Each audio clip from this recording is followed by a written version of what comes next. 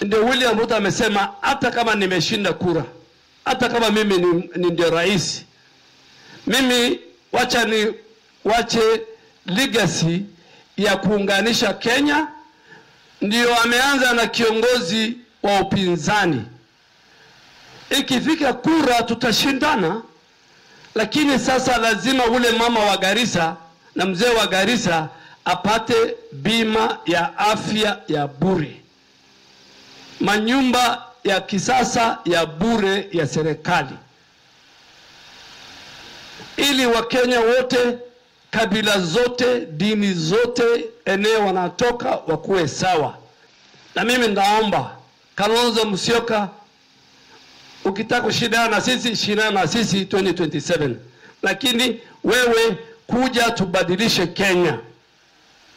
Mheshimiwa Uhuru Kenyatta umeritaya, kuja tubadilishe Kenya. Wewe Gachagua na hiyo kwa yako kona, kujeni tubadilishe Kenya kwanza. Kenya ikibadilika, viongozi wabadilishe Kenya wakuwe sawa, na Kenya iwe nchi kama Singapore, basi wakati wa kura tutashindana kwa sera.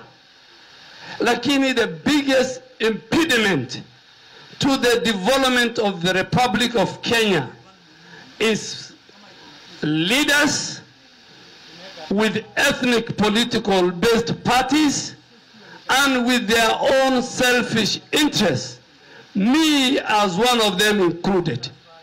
So for Kenya to change, we must change the leadership, and we must redefine Kenya. We must stop sectarian politics. William Ruto decided to show the way. Ameanza njia ya kusema Kenya ni muhimu kushinda sisi zote. Wote kanu hapa bi qabil ninka sahuli ala landere warlandere wa noqone يوم القيامة landere ma jirta اجي لغسوجو جو لغليه قرآن كليه المال حكومة رايين